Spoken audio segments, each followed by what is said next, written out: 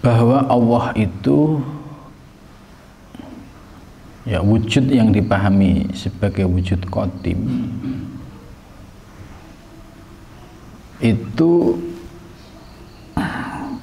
tidak bisa dijangkau oleh yang sifatnya hudus gitu.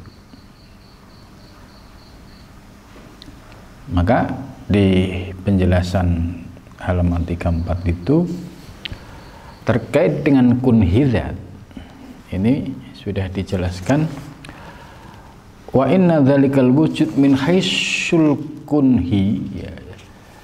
Jadi kalau kita memahami tentang wujud di sini bermakna wujud qadim.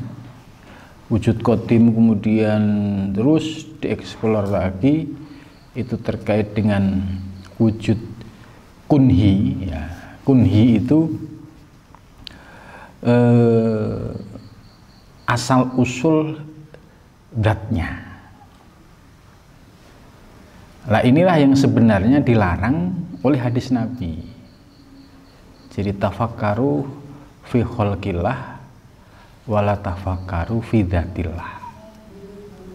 Jadi wala tafakkaru fi dzatillah itu tidak boleh kita berpikir secara eksploratif membahas tentang zat Allah. Inilah yang disebut kunhidzat.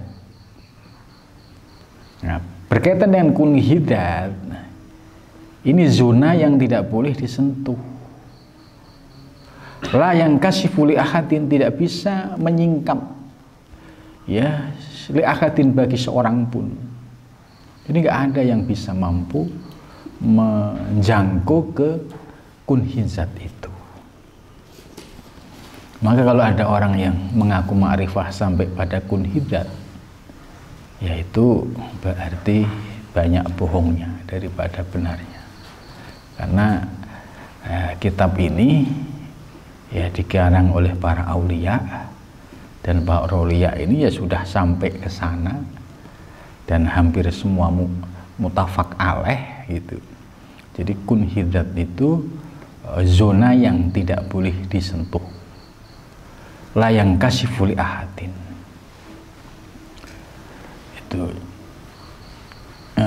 kalau objeknya wujud itu yang khusus yang baru ya.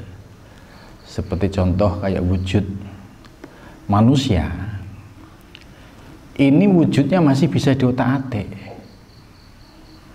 Contoh ya, saya sekarang ada, terus ditarik mundur, oh dulu waktu bayi ya lahir ya dalam keadaan ya tidak bawa apa-apa, terus dieksplor lagi, mundur lagi ketika di alam rahim, mundur lagi, oh prosesnya ternyata dari mudghah, dari alaqah, dari nutfah, terus sulalah mintin. Nah, sulalah mintin kalau digali lagi saripati tanah, zatnya itu tidak lepas dari air, api, angin, tanah. Ya, ini yang menyampaikan ini Syekh Muhyiddin Ibnu Arabi. Jadi zatiyah sulalah mintin itu kalau dikaji secara ilmiah unsurnya nggak lepas dari 4: air, api, angin, tanah. Maka ketika berproses menjadi nutfah, kemudian berproses menjadi alaqah, mudghah, antara satu dengan yang lain itu komposisinya itu pasti beda-beda. Ada yang adukannya itu banyak airnya, ada yang dominan apinya, ada yang dominan anginnya gitu. Lah ini ternyata dampak dari formula ini ya, ini akan membentuk karakter dan kejiwaan seseorang. Contoh yang adonannya itu banyak apinya gitu. Itu singgung sedikit ya, kayak bensin dikasih percikan api ya langsung bulan gitu. Kan ada tipe orang yang ketika ya istilahnya dipancing kemudian langsung bulat, nah langsung reaksi kemudian dengan segala kemarahannya gitu. Nah ini berarti karakter apinya dominan. Tapi ada juga yang karakternya itu ya seperti tanah ya. Tanah itu kan ridho dengan segala keadaan, diinjek ya diterima aja, nggak protes dia gitu. Itu orang Jawa itu karakternya banyak tanahnya ya, diinjek masih minta nyuwun sewu gitu ya. Udah diinjek kakinya tapi masih minta nyuwun sewu gitu. Kenapa kok karakter Jawa bisa seperti itu? Ini bisa berpengaruh dari suplai gizi makanan yang masuk. Kan Jawa bagian selatan itu kan kebanyakan makanannya itu kan ya banyak dari tumbuh-tumbuhan. Ya sebabnya produk alam. Nah, berbeda dengan karakter orang yang makannya itu ikan atau daging. Nah, orang yang banyak makan daging itu ya seperti orang-orang Timur Tengah. Ya sedikit bersinggungan pasti berantem, bunuh-bunuhan gitu. Kenapa? Ya karena makanan orang Arab itu kan setiap hari itu kan ya makan daging dia, karena nyari sayuran susah gitu kan. Nah, begitu juga karakter orang yang makan ikannya itu dominan, seperti orang pesisir, itu juga temperamental gitu. Nah, jadi menarik ilmu penjelasan hakikat ini ya. Kalau objek wujud yang terkait dengan hudus baru itu kalau dieksplorasi itu menghasilkan ilmu-ilmu rahasia. Oh gitu. Sehingga ketika dieksplor lagi ini akan ketemu solusinya. Ya, contoh misalnya yang dominan tadi dari daging, dari ikan. Kita bisa melihat bagaimana Rasulullah SAW ya, yang jelas beliau maksum. Nah, dan beliau sudah punya fitrah tauhid. Tapi kenapa proses Nabi di dalam Riyadhah Mujahadah ya, melawan hawa nafsu atau yang disebut dengan tazkiyatun nufus, itu kan Nabi dari setelah menikah usia 25 sampai 40, berarti usia membutuhkan waktu sekitar 15 tahun. Kenapa demikian? Ya karena faktor karakter. Ya sebenarnya kalau Nabi sih sudah clear gitu kan.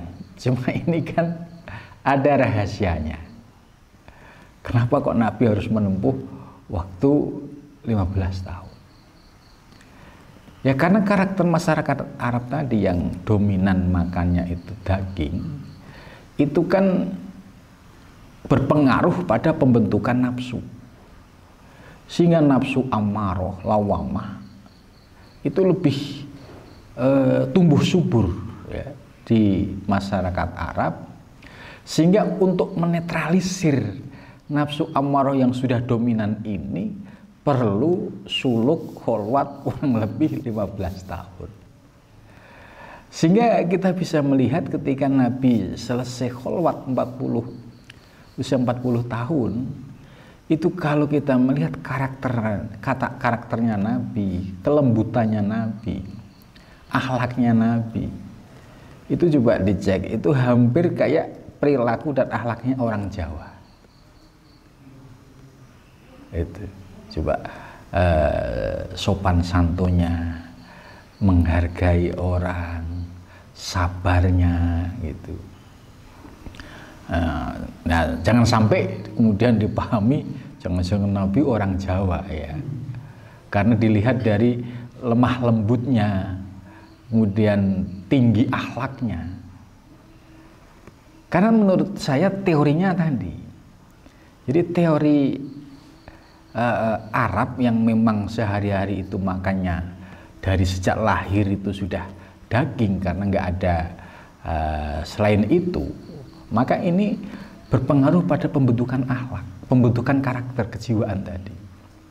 Nah, untuk netralisir ya, itu ternyata Nabi yang maksum saja membutuhkan waktu 15 tahun.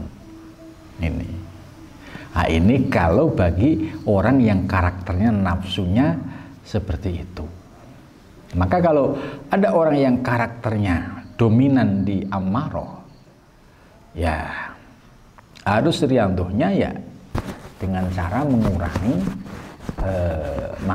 unsur makanan yang sumbernya dari daging maupun dari istilahnya dari ikan laut itu. Karena itu akan menyuburkan karakter nafsu yang ada pada dirinya. Nah, inilah maksudnya kenapa Nabi kok nggak boleh tafakkaru fi khalqillah wala tafakkuri dzatillah. Kalau khalqillah makhluk ketika diekspor, digali, dihayati, itu kan muncul ilmu-ilmu yang sifatnya rahasia ketuhanan tadi.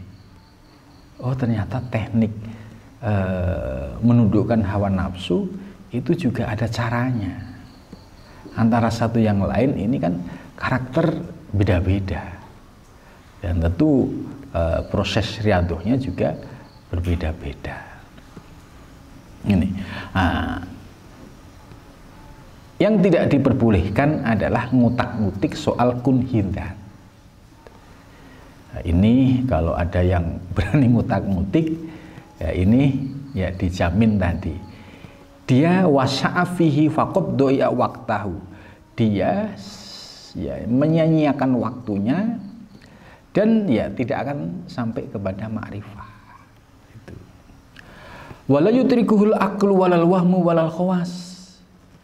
Kunhidat itu nggak bisa disentuh juga dengan akal, membayang-bayangkan zat Allah seperti apa, nggak bisa.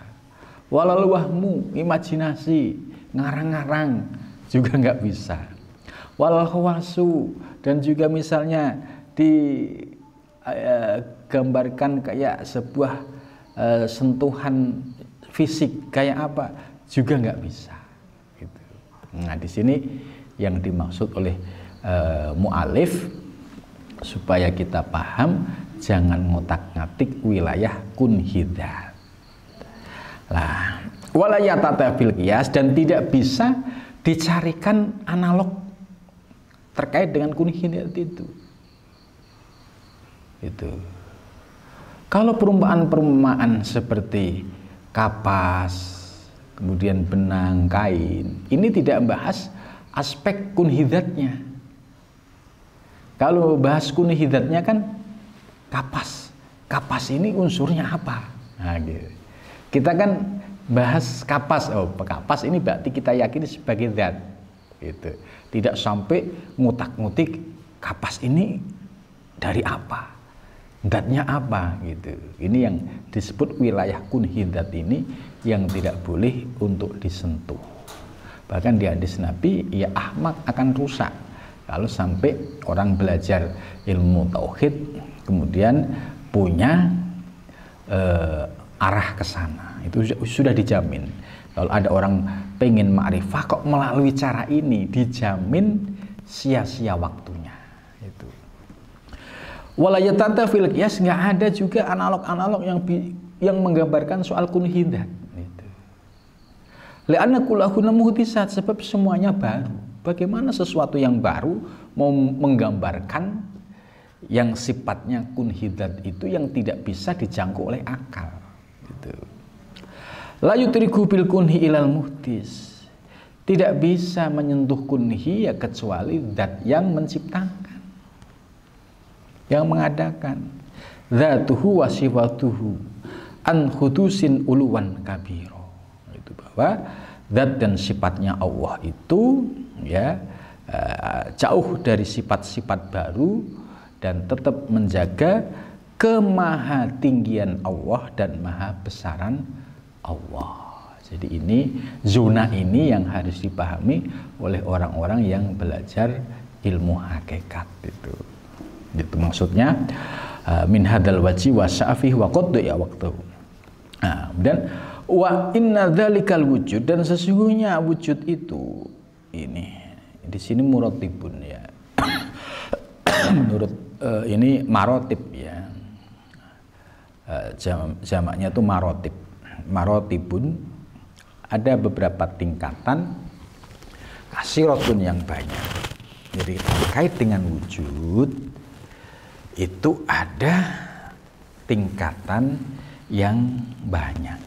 Ini sudah mulai bahas soal wujud. Al-martabatul ula, bermula martabat yang pertama. Martabat yang pertama disebut martabat la ta'ayun. Ya, ini istilahnya la ta'ayun. Ya, la ta'ayun itu tidak ada kenyataan apa-apa. Istilahnya ya belum ada apa-apa la ta'ayun itu. Ya, jadi istilah ini menjadi ciri khas ya tentang kajian ilmu hakikat. Kalau ada istilah la ta'ayun, kita sudah paham. Berarti itu pada martabat pertama, martabat ahadiyat, di situ yang ada hanya zat.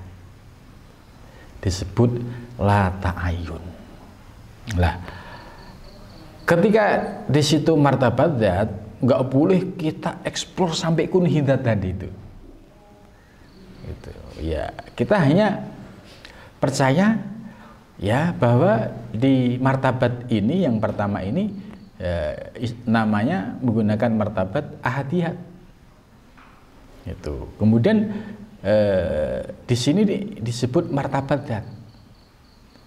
Ya, yang nggak boleh kemudian dieksplor sampai kunhizatnya. Ini yang nggak boleh. Ya kita ya percaya bahwa di martabat yang pertama ini yaitu martabat la ta'ayun. La ta'ayun itu artinya tidak ada apa-apa, yang ada hanya zat. Itu. Nah, penjelasan di pinggir ini yang santri, yakni tegese la ta'ayun iku durung ono kenyataan. Jadi ini disebut gung uang uwung. Ya, gung uang uwung itu ya, itu kan istilah lain, ada kosong tapi isi gitu. Isi tapi kosong. Syekh Muhyi menggunakan istilah gung uang uwung. Gung uang uwung itu kan satu situasi yang nggak ada apa-apa tapi ada gitu. Ini yang disebut la ta'ayun. Jadi durung ono kenyataan. Ya, sawiji. Kedua sifat siro lan asma sir. Jadi yang ada tetapi aksih zat, yang ada hanya zat. Sifat belum ada, kemudian asma juga belum ada. Wal etlak, dan juga disebut sebagai martabat etlak ya, etlak. Ya.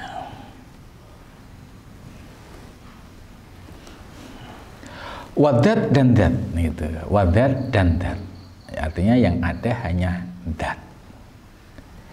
Al-bahti semata-mata, yang ada hanya dat semata-mata. La bimakna tidak dengan makna anna qaidal itlaqi, sesungguhnya batasan itlaq wa mabhuma salabit ta'ayun, dan pemahaman menafikan ta'ayun, sabitani itu keduanya tetap fitil kal martabat, pada martabat itu. Ya, bala bimakna anna dalikal wujud fitil kal martabat munazzahun an idofatin nu'ud wasifat. Nah, ini baru dijelaskan. Maksudnya bahwa anna dalikal wujud,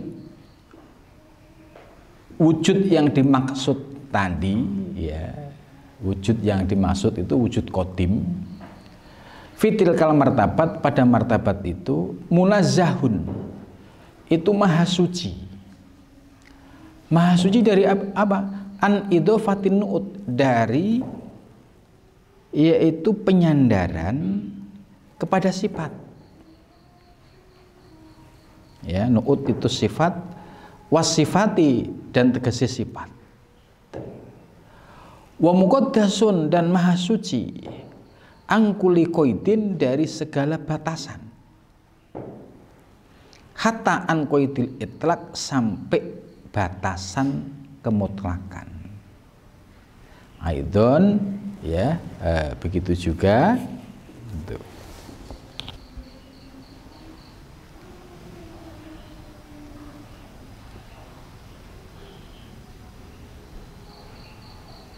Ya, ini di penjelasan di pinggir, yakni wong ahli sufi, yaitu orang yang disebut para sufi, belum membicarakan sekehing sifat, belum membicarakan soal sifat, tetapi lagi amicoro dat bloko gitu. Nah, jadi martabat yang pertama fokusnya itu masih pada dat, belum sifat dan belum asma itu. Dan munazahun itu wujud yang pada martabat ini ya maha suci dari penyandaran terhadap sifat.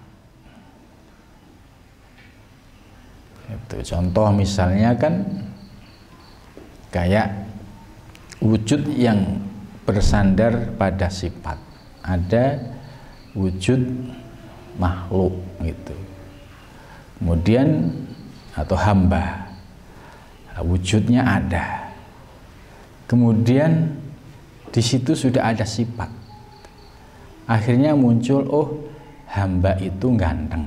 Nah, ganteng ini sifat, lah zatnya ya wujud orangnya. Lah di martabat yang pertama ini Allah maha suci dari segala persifatan-persifatan tadi. Jadi artinya ya tidak bisa kita buat analog-analog seperti wujud-wujud pada wujud makhluk gitu. Karena ini kan ya wujud yang sekalipun ya termasuk batasan kemutlakan pun itu juga nggak bisa untuk disandarkan kepada wujud yang pada tahap lata ayun ini. Jadi artinya ya wujud yang tak terbatas, wujud yang tak terbatas. Batasannya apa? Ya nggak ada. Gitu. Di sini kan dijelaskan, ya hatta an qaidil itlaq, dibatasi secara kemutlakan pun nggak bisa. Gitu. Nah, maksudnya digampangnya aja, di martabat yang pertama itu disebut lata ayun. Lata ayun itu yang ada hanya zat, itu aja. Kemudian wahadil martabah, dan martabat ini tusamma disebut bil martabatil ahadiyat. Itu. Jadi martabat yang pertama ini disebut martabat ahadiyah. Jadi perlu dihafal. Namanya kan beda-beda tipis. Ahadiyat ya, itu martabat yang pertama. Terus yang kedua nanti wahdah. Yang ketiga hampir sama namanya wahdah menjadi wahidiyah. Jadi ahadiyat, wahdah, wahidiyah. Itu. Martabat ahadiyat wahya kunhu al-haq. Nah, ini semakin jelas lagi. Jadi martabat ahadiyat itu martabat kunhi al-haq. Itu kunhi al-haq. Subhanahu wa ta'ala. Maka nggak boleh tadi diotak-atik. Ya. Kalau sampai ngotak-ngatik ini ya Ahmak itu ya akan rusak pemahamannya, akan rusak akidahnya, akan rusak perjalanannya. Sebab tadi disebut ya akan sia-sia waktunya. Karena ini nggak boleh untuk dibahas. Kita hanya ya iman percaya di martabat yang pertama ini disebut martabat kunhi al-haq atau kunhi dzat. Nah, kayak apa bentuknya? Ya ini sudah di luar dimensi akal manusia, nggak bisa untuk diakal-akalin, diimajinasikan, gitu. Itu nggak bisa. Walaysa fawqaha, nah, dan tidak ada martabat di atas ini. Jadi kunhi al-haq atau kunhi dzat itu martabat yang tertinggi. Itu.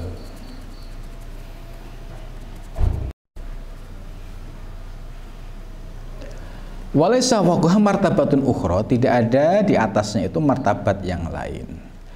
Bal kulul maratibi, bahkan semua martabat, ya semua martabat tahtaha, di bawah martabat ahadiyat gitu.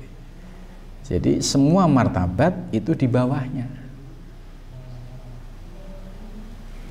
Jadi tidak ada yang di atasnya martabat kunhi dzat ini. Ya, kira-kira bisa dipahami apa yang disampaikan oleh mu'alif tentang martabat kunhi dzat, kunhi, istilah kunhi dzat atau kunhi al-haq. Itu istilah-istilah yang dipakai itu. Ada pertanyaan?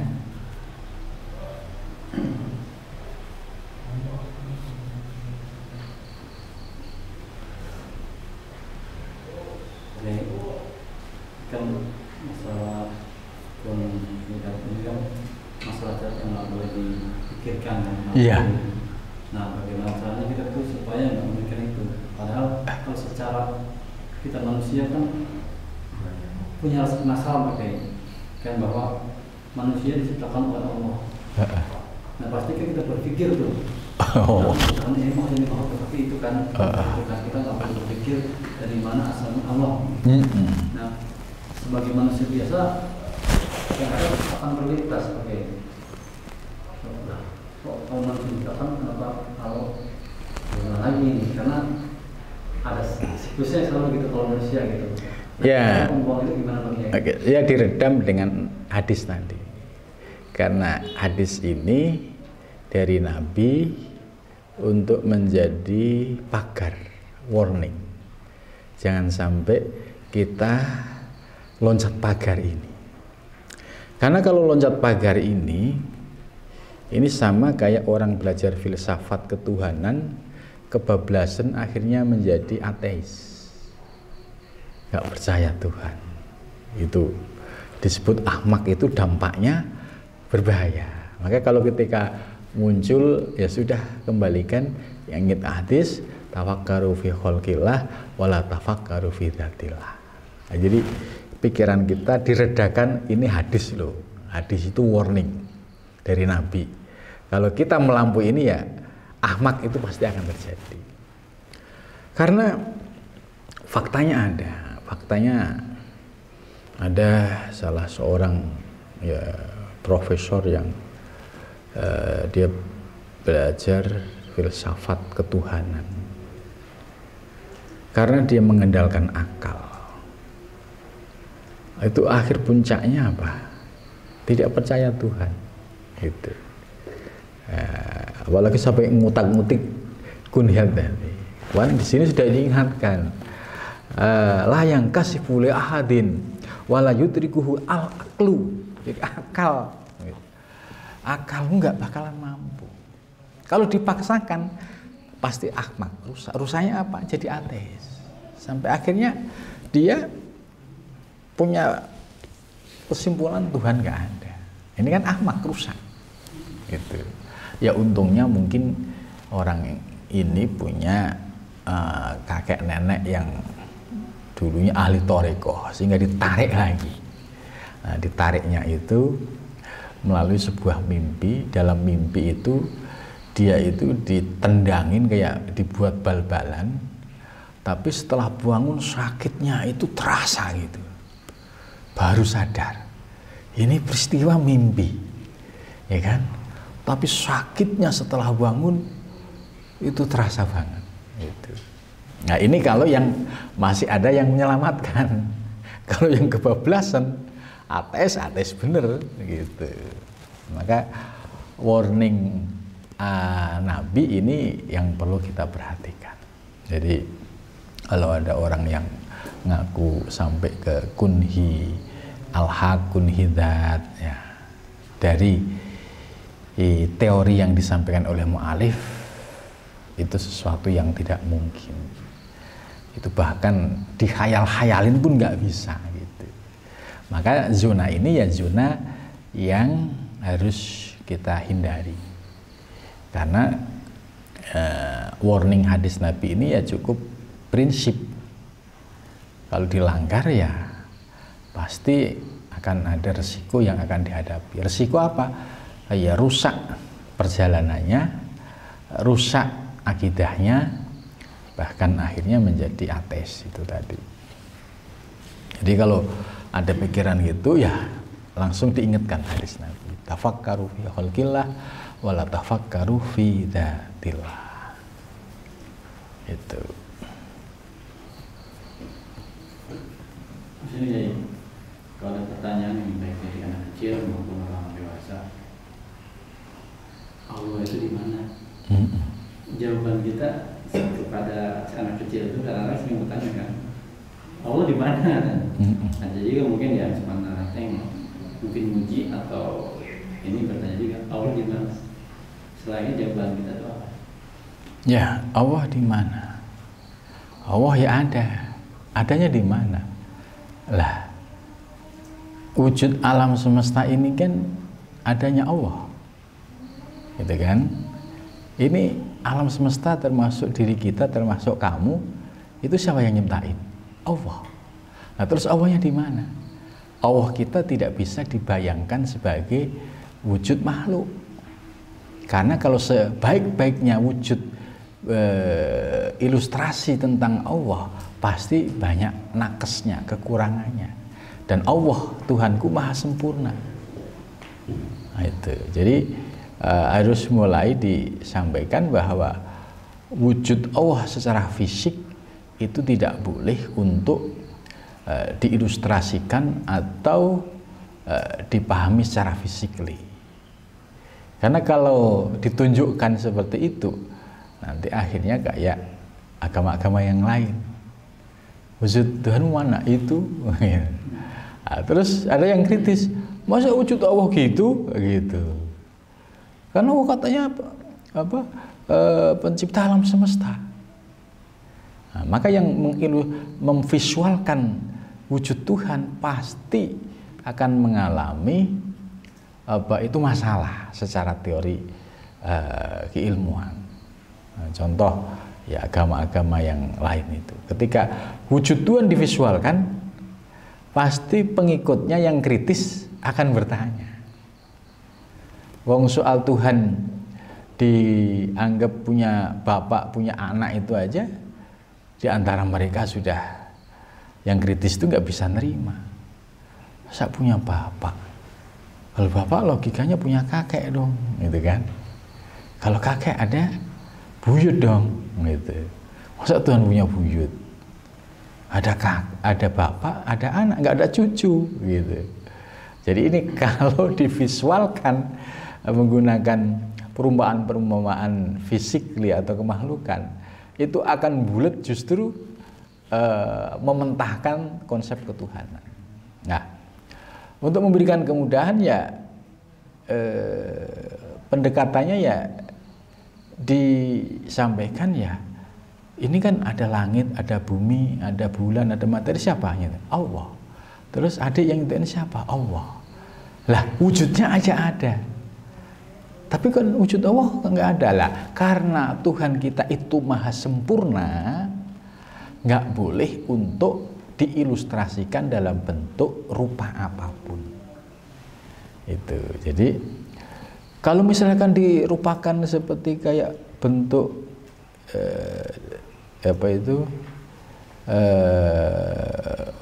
ya seperti kayak orang Cina itu kan punya gambaran wujud Tuhannya. Nah, itu pasti anak-anak kecil akan tanya, masa Tuhan begitu, gitu kan? Nah, itu. Jadi ya perlu disampaikan jawaban yang diplomatis yang menurut akal dia bisa menerima. Kok nggak ada? Kan wujudnya kan wujud ciptanya ada, bumi ada, langit ada, kemudian bulan ada, terus kita ada, terus tumbuh-tumbuhan semua ada. Itu kan yang siapa? Allah. Tapi Allahnya kemana? Lah Allah kita kan maha sempurna, tidak bisa diilustrasikan dalam wujud secara fisik, sebab gambaran wujud secara fisik pasti itu ada kekurangannya, sementara Tuhan kita maha sempurna. Itu ya. Nah ya begitu Mas. Kalau Allah memang di atas gitu kan, wah kalau di atas bawah kosong dong, gitu kan. Akhirnya kan gitu. Terserah yang di atas saja deh, gitu. Kok kenapa terserah yang di atas? Berarti Allah bertempat. Kalau bertempat membutuhkan tempat, ya bukan yang berarti ya kayak makhluk. Bagaimana mungkin Tuhan yang maha sempurna membutuhkan sebuah tempat itu? Yang membutuhkan ruang dan waktu, tempat itu kan makhluk. Itu. Memang perlu dikasih pemahaman sifat 20. Nah, wujud Tuhan seperti apa? Kan laisa kamitslihi syai'un, atau mukhalafatul lil hawadisi, berbeda dengan ciptaannya. Kok berbeda ciptaannya? Ya Tuhan kita maha sempurna. Wong ciptaannya aja nyata gitu. Tentu Allah maha sempurna dari segala-galanya. Lah mukhalafatul lil hawadisi atau laisa kamitslihi syai'un ini menjadi prinsip. Jadi tidak boleh kemudian hanya untuk nyenengin anak kemudian diilustrasikan dalam itu. Anak yang kritis pasti akan ngejar terus gitu. Kok Allah punya tangan? Kok tangannya begitu, gitu kan? Panjang gitu. Nah, itu.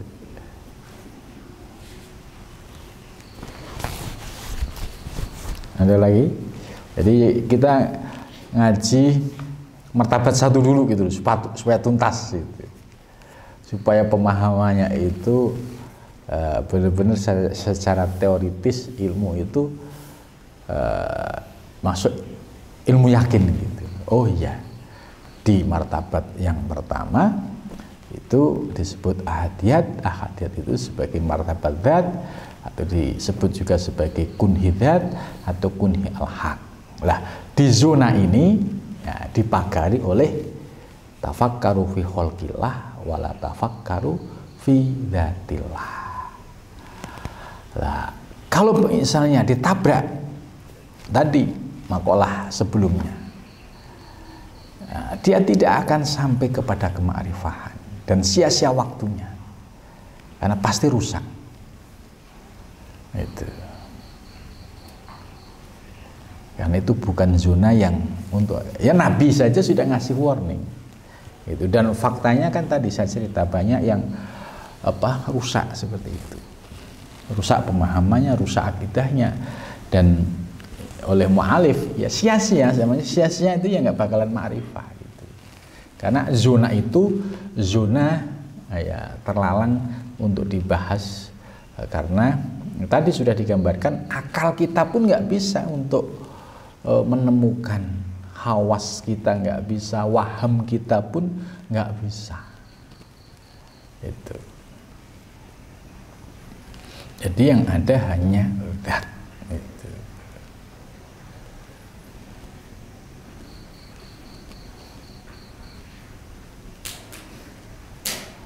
Jadi kalau perumpamaan yang sederhana, ya zat itu ya sudah kapas gitu aja. Oh kapas itu apa? Nah itu yang nggak boleh itu. Oh, unsur kapas ini dari apa saja? Nah ini yang nggak boleh.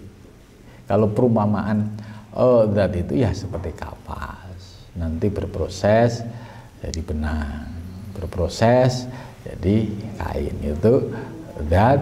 Kemudian zat plus sifat, terus zat sifat plus asma gitu. Terus setelah itu kan jadi baju, nah itu sudah af'al. Ini ilustrasi ini masuk gitu.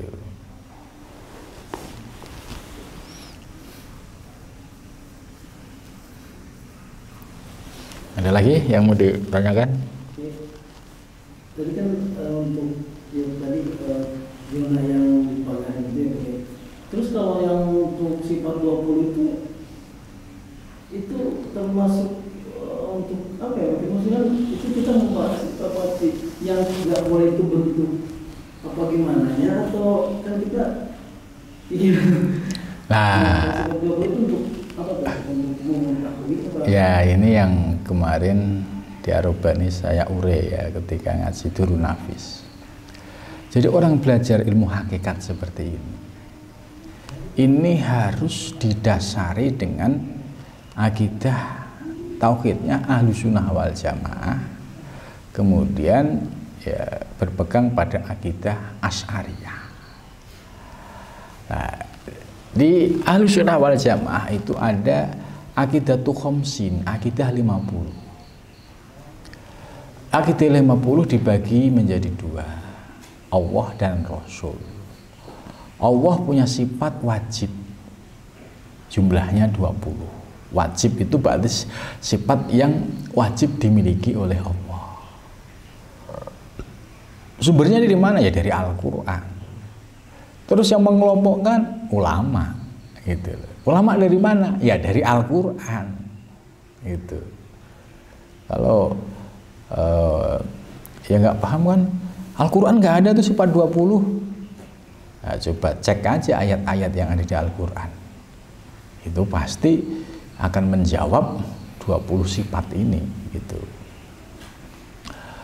Kemudian sifat mustahil kebalikannya 20. Jaiz 1, yaitu fi'lu kulli mumkinin aw tarkuhu. Jadi bagi Allah jaiznya itu ya punya kehendak yang independen, nggak bisa dipaksa oleh siapapun. Itu fi'lu kulli mumkinin aw tarkuhu ini Allah punya independensi dalam kehendak. Hamba nangis-nangis minta ini, ya Allah nggak bisa dipengaruhi gitu. Kalau misalkan terus doa bareng-bareng, ya kalau nggak berkehendak ya nggak bisa dipengaruhi gitu.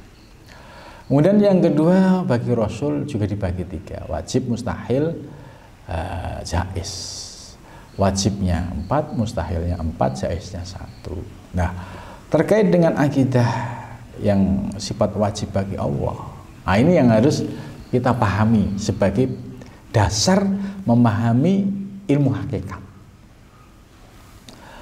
Sifat wajib 20 itu dibagi menjadi 4 bagian, yaitu yang pertama yaitu terkait dengan sifat wujud, kemudian yang kedua salbiyah, ya, kemudian ma'ani, maknawiyah. Itu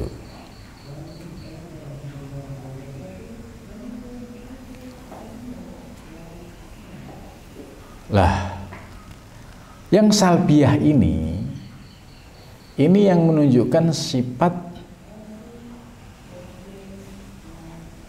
yang hanya dimiliki oleh Allah, salbiyah. Yang menunjukkan sifat tanzihnya Allah, maha sucinya Allah. Apa itu? Ya, yaitu qidam. Qidam itu artinya dahulu. Yang dahulu ya hanya Allah. Selain Allah baru. Ya. Kita baru, bumi baru, surga juga baru gitu. Karena makhluk. Kemudian yang kedua, baqo, kekal. Yang kekal hanya Allah. Selain Allah fan, rusak, hancur gitu kan. Nah, ini yang 5 sifat ini khususnya milik Allah. Kemudian mukhalafatul hawadisi itu. Kalau ditanya kayak apa sih bentuknya Allah, dijawab mukhalafatul hawadisi, berbeda dengan ciptaannya. Artinya nggak boleh diilustrasikan dalam wujud fisik, ya fisik manusiawi gitu. Digambarkan punya tangan, punya kaki, itu nggak boleh, punya wajah nggak boleh. Sebab kalau diwujudkan dalam bentuk ilustrasi seperti ini, dikejar, itu pasti nanti akan mengalami kebuntuan. Kok hidung Tuhan nggak mancung misalkan? Kok hidung Tuhan terlalu mancung? Tetap ada salahnya gitu. Sementara Allah itu ya zat yang sempurna, ya kamalun, ya maha sempurna. Kemudian qiyamu binafsihi, Allah itu ya independen, ya, menciptakan alam semesta ya Allah dengan kehendaknya sendiri, termasuk seisinya, termasuk itu mukhalafatul hawadisi. Kemudian wahdaniyah, esa, yang esa ya hanya Allah itu. Ya, sifat salbiyah ini sebagai dasar kita memahami hakikat supaya tetap menjaga sifat tanzihnya Allah, kemahasucian Allah. Artinya yang punya sifat salbiyah ini ya hanya Allah. Selain Allah itu enggak. Makhluk ya dia enggak makan lapar. Dia lari karena apa? Dulunya enggak ada. Makhluk enggak kekal. Suatu saat akan mati gitu. Nah, dari dasar inilah kemudian bisa menjaga sifat tanzihnya Allah itu terjaga betul. Sekalipun nanti dalam pemahaman ilmu itu kalau sudah dikasih dasar akidah Asy'ariyah ini, tetap sifat kemahasucian Allah itu terjaga. Tidak lantas kemudian ketika sudah paham hakikat terus oh berarti aku Allah dong. Nah, nggak mungkin. Itu biasanya kalau yang nggak punya pemahaman tauhid yang Asy'ariyah itu akhirnya ketika diurai hakikat ya kan kemudian menafsirkan oh berarti aku Allah dong. Oh berarti itu Allah dong, itu Allah dong. Nah, kalau dia sudah paham sifat wajib 20 kemudian paham sifat salbiyah, oh nggak mungkin. Nah, dia makhluk, dia ciptaan, ya dia baru, nah, gitu. Jadi dengan sendirinya akan memprotek, akan menjaga sifat tanzihnya Allah. Gitu.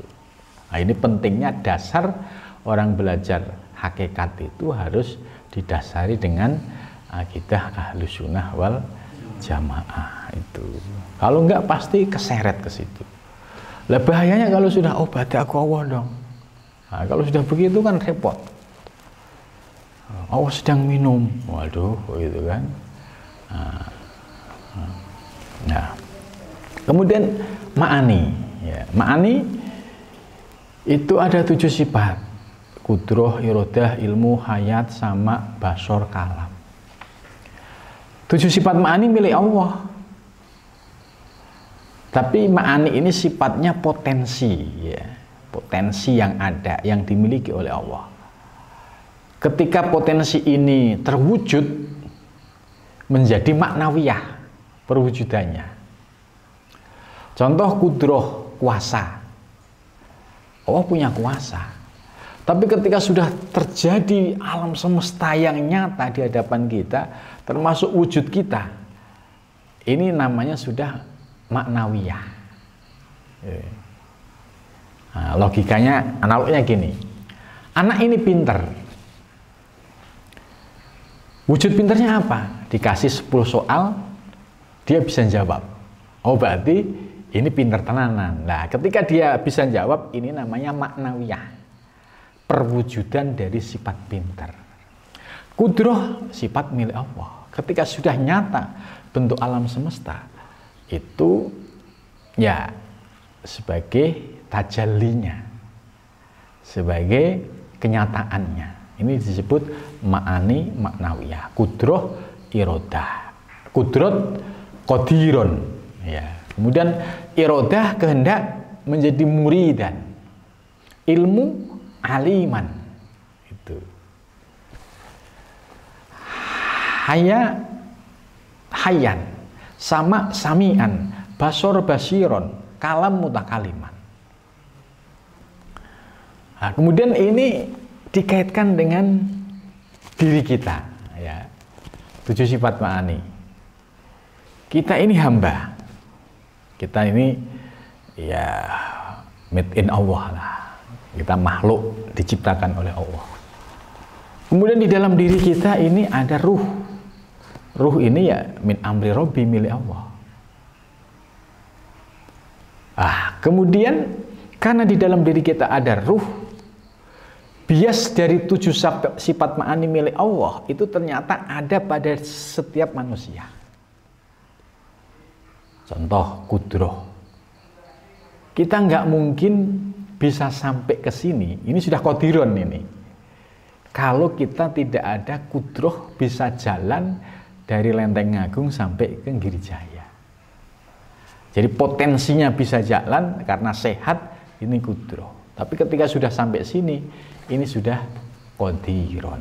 Nah, terkait dengan kudroh, kuasa. Ini kan hakikatnya milik Allah. Terus kita sebagai hamba. Maka dengan ilmu hakikat kita disuruh mengembalikan sifat kudroh ini kepada pemilik sejatinya. Siapa? Allah. Akhirnya muncul pemahaman dikaitkan dengan la ilaha illallah menjadi la qudrata illallah. Tidak ada yang kuasa kecuali Allah.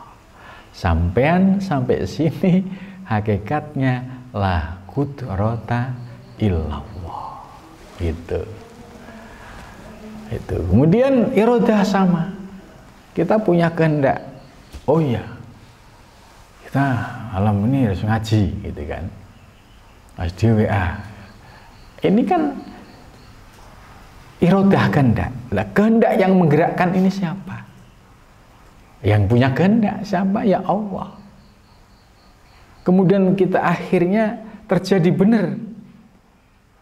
Ya ini berarti kehendak Allah pada malam ini jam sekian, ya kita bareng-bareng ngaji di sini. Nah ini akhirnya apa? Lakut rota illallah. Akhirnya bisa mengembalikan kudroh ini, irodah ini kembali kepada Allah. Itu. Oh iya kembali kepada Allah. Ilmu la ilma.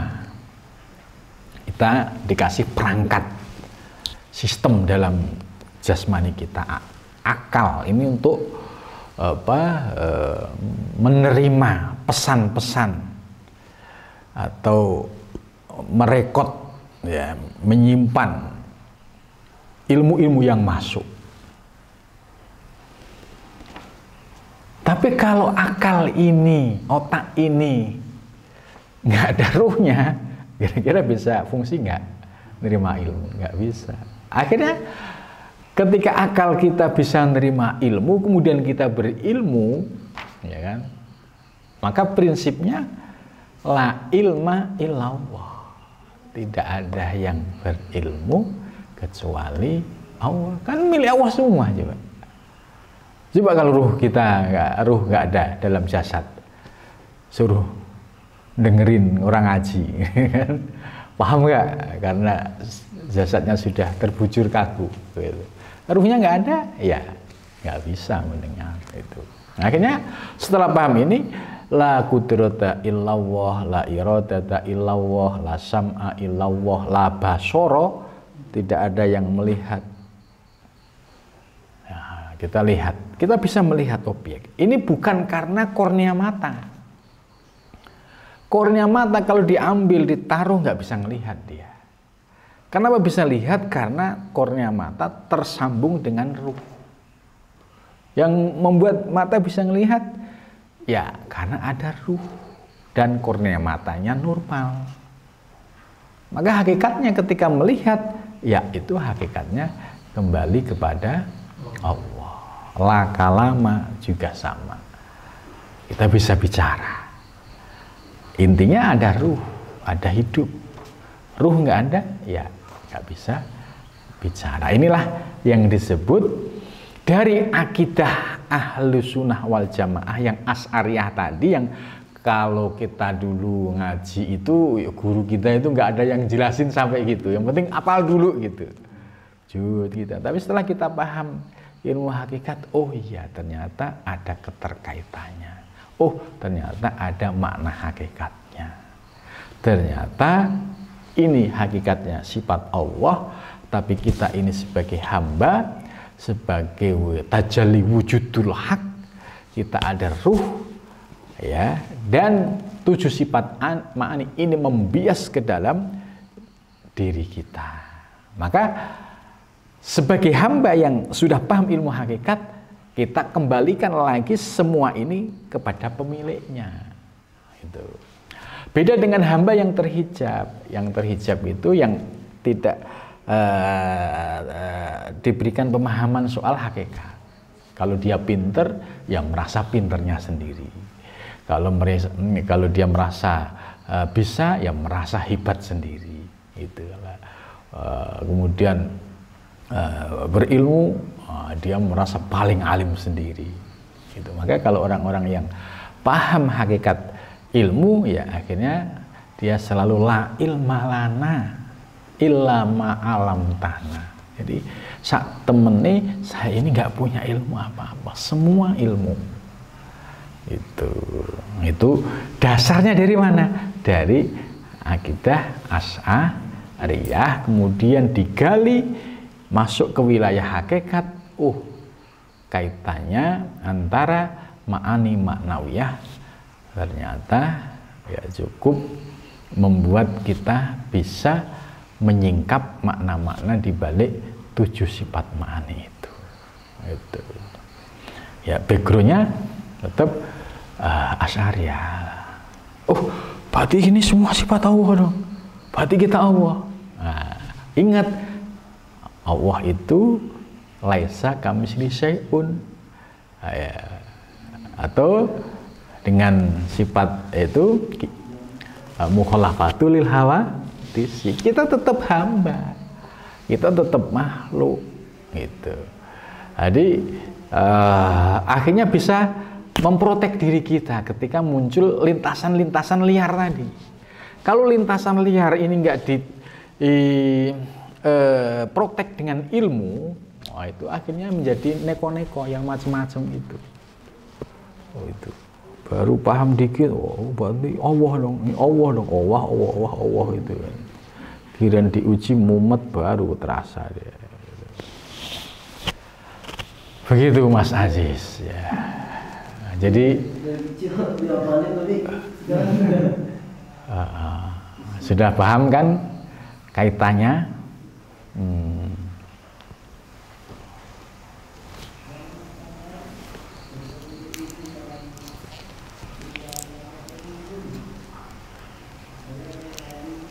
Ya, terkait sifat salbiyah, nafsiyah. Nafsiyah kan satu wujud. Ya, wujud itu ada, segala yang wujud ya hanya Allah yang mengadakan gitu. Nggak ada sesuatu yang wujud di alam semesta ya tanpa diwujudkan oleh Allah gitu.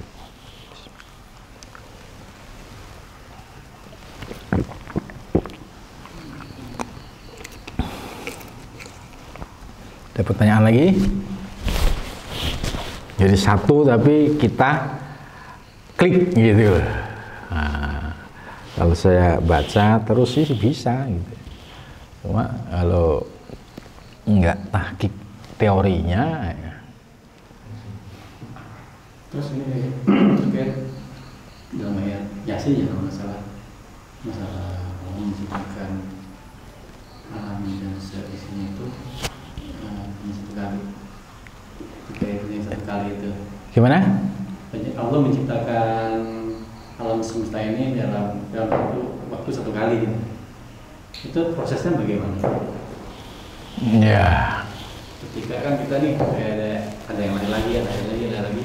Apa yang dari Allah dari semuanya? Nah, itu nanti di penjelasan di alam yang ketiga. Di alam yang ketiga. Nah, itu nanti akan dibahas lah.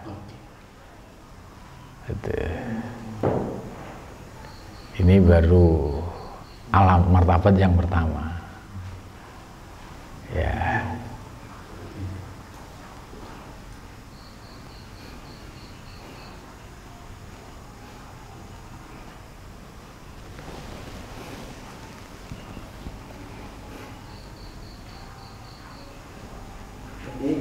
Masih tadi agak tertariknya ini pakai kita itu pasti ujung-ujungnya terhadap 4 unsur, tanah, api, air dan angin ya. Kalau di Sunda itu dulu ada istilahnya lahir itu dikaitkan dengan hari Minggu itu katanya mega, terus hari Selasa itu air, dan itu dijabarkan hari Minggu itu mega, berarti orang itu biasanya berkorban untuk orang lain, tapi dia kadang-kadang dianya sendiri kesulitan. Nah, itu mungkin ada kaitannya kayak itu, mungkin dari ilmu ini juga gitu ya, gimana kayak? Ya, kalau teori air, api, angin, tanah itu kan saya menemukannya di Al-Futuhat Al-Makkiyah ya, Ibnu Arabi. Kemudian ya, di Jawa maupun di Sunda itu kan ada pengembangan, termasuk adanya weton. Weton itu ya, itu kan ada jumlahnya. Itu kalau ada tahu hitung-hitungan hari berapa, harinya itu hari apa, wetonnya itu berapa, nanti ketemunya begini, ketemu begini. Nah, ini akhirnya membentuk kayak semacam ilmu astronomi. Ya kayak apa tuh, zodiak gitu. Zodiak itu kan sebenarnya itu berdasarkan ya perkiraan. Kita nggak boleh meyakini pasti, nggak boleh. Karena bisa jadi meleset, bisa jadi benar gitu. Karena sifatnya dhoni, sifatnya wahmiyah gitu. Nah, berbeda dengan orang yang sudah diberikan makrifah dari sisi huruf dan nama. Ini. Jadi kalau orang diberikan akses anugerah makrifah, itu hasilnya presisi. Nggak bakalan sifatnya spekulatif, enggak. Karena itu terkait dengan anugerah, diberikan akses untuk memahami dari sisi asror, rahasia. Dan yang bisa memperoleh akses ini ya ilaman adina lahu rahman, kecuali orang yang mendapatkan izin dari ar-Rahman itu. Maka kalau wali ya, wali yang sudah levelnya itu ya dicintai oleh Allah ya, sudah arifin billah, kalau beliau misalnya bicara dengan pandangan kasafnya, terutama kasaf yang murni ya, yaitu 100% banyak benernya, banyak benernya. Dan bagi mereka orang yang sudah diberikan anugerah kasaf ini tidak mungkin membocorkan, masalahnya itu, sehingga mereka berusaha keras menyembunyikan. Bagaimana kalau ada yang ngobral, itu pasti palsu. Karena ifsa'ur rububiyah kufrun, membongkar rahasia, ifsa'ur sirrur rububiyah kufrun, membongkar etika ini dipegang oleh para arifin billah. Hanya saja biasanya memberikan isyarat-isyarat saja. Itu. Maka kalau ada orang dukun kemudian meyakinkan bahwa ini pasti, yaitu sifatnya masih dhonni, bisa benar bisa tidak. Tapi kalau seorang arifin billah yang sudah kasaf, itu ya pasti qot'i.